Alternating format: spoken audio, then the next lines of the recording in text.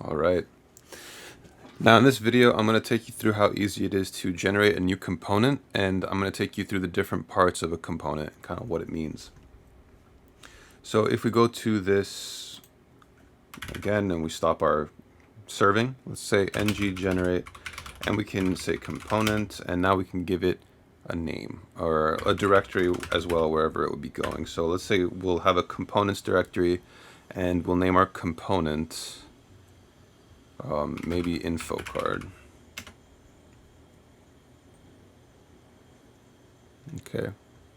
So now, as you can see, it's reflected here. We have a components directory and we have an info card component, and it's automatically generated for us an empty style sheet, this HTML template that has this little paragraph here, the testing file, and again, this logic file with the component annotation. The component annotation is useful for a few things. First off, it gives you these three attributes that are pretty important: the selector, the template URL, and the style URL. The selector is how you would use this in HTML, or how you would refer to it in HTML.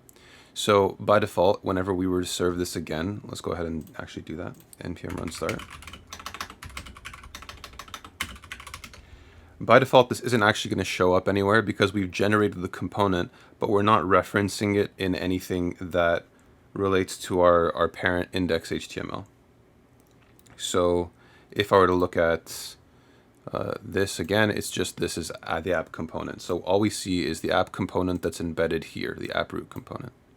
But we want to also be able to see this paragraph, right? So what we're going to do is we're actually going to take this selector and we're going to internalize this app info card, and we're going to put it in an HTML that is actually being displayed. So in our case, I think it's probably a good idea to embed this component in the app component.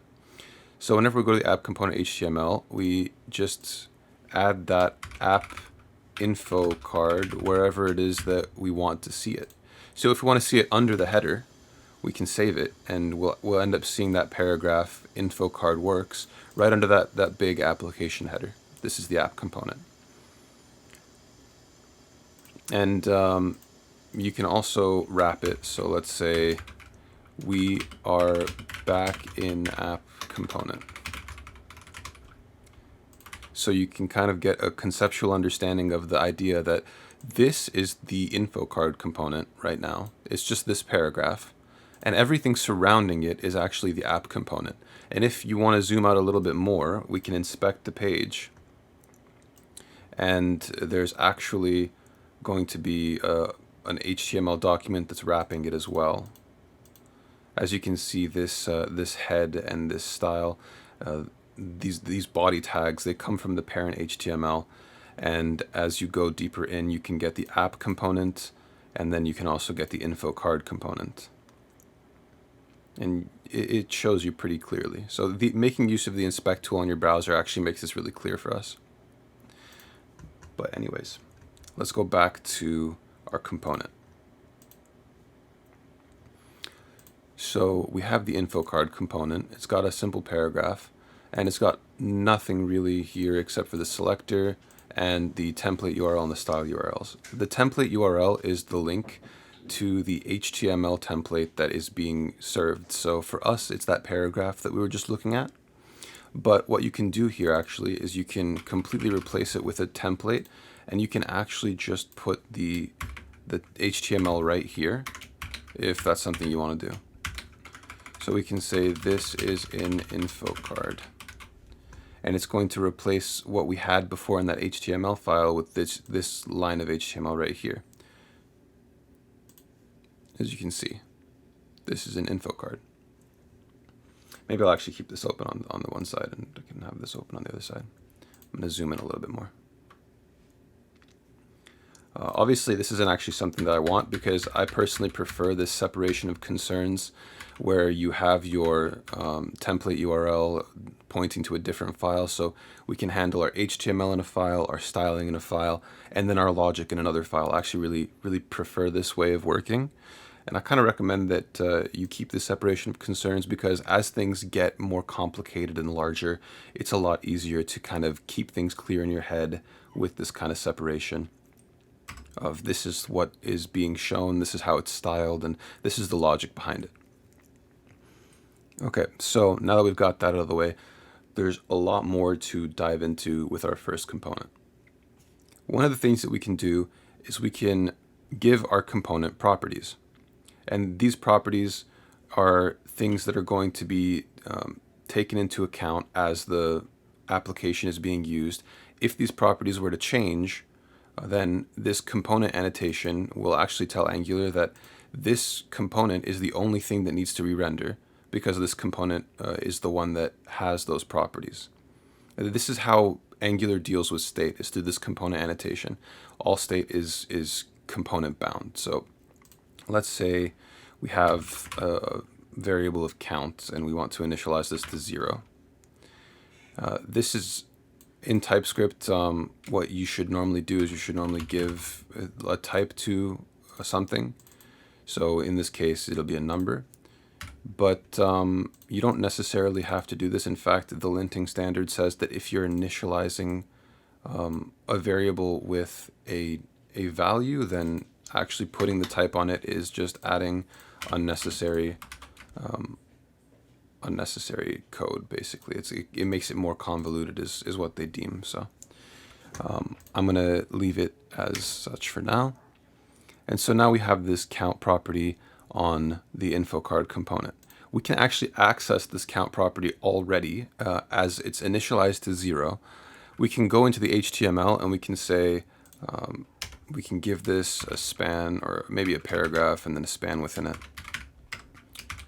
And we can say, this is where we want count. So these curly braces in the HTML are what's called string interpolation. And you can think of this as a window into our TS file. You can have access to the variables within our TS file, these properties like count. On top of that, we can do something like evaluate simple expressions within these curly braces. So if we were to put it on a new line, we can say something like 1 + 1, and this expression will evaluate to 2. Whenever I save this, you'll see it reflects over here. So 0 and 2. 0 being the count and 2 being 1 + 1. Not super clear, but maybe we can add some HTML here, like this is the expression and this is our variable. And maybe even a BR.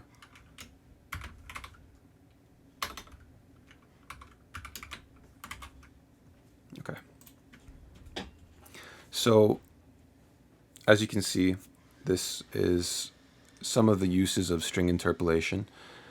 And now that we have that out of the way, I kind of want to show you how state works in the sense that we can re-render only what's affected, in our case, this component. Let's add a button to our HTML. And this button we can give a click event. So whenever it's clicked, we're going to want to do something. And this is what's called event binding. Event binding is taking the name of an event and wrapping it in this banana, in these parentheses. What this is going to do is it's going to be able to then bind it to something that exists in our TS file, some logic that we can use to handle this click. In our case, let's create a function and let's call it something like increment count. It's going to be something really simple. Obviously, if I save it, increment count doesn't exist right now, so it's going to give us an error in the browser. So we're going to go to this TS file, and we're going to create this function for ourselves within our info card component. We'll say that there's going to be an increment count method, and what this method is going to do is it's going to take our count and it's going to say count equals count plus plus, or like that. Although one of the things you have to do is you have to use the this keyword so it understands that we're talking about the count that is attributed to this info card component.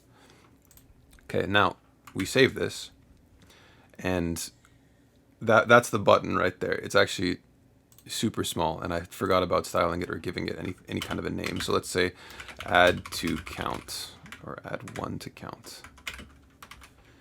So this is just going to increment count by 1.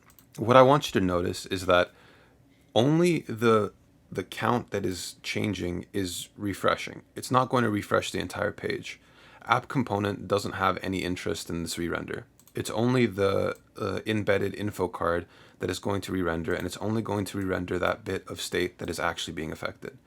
So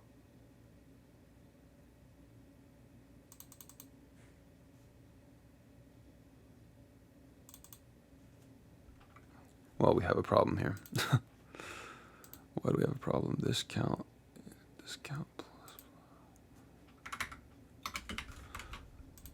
Okay.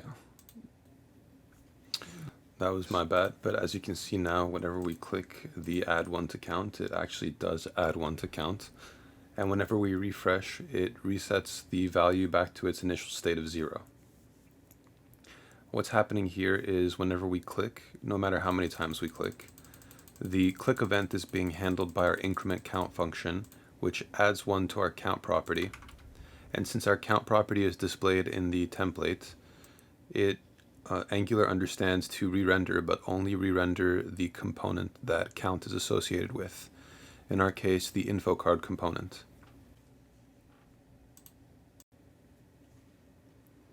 I think that'll do it for our introduction to components. Although, as you can probably tell from the name of the component, I had something else in mind. So in our next tutorial, I'm going to scrap everything we've got right now with this count increment, and we're going to create an info card component, and I'm going to show you all how input and output works. I'll see you in the next one.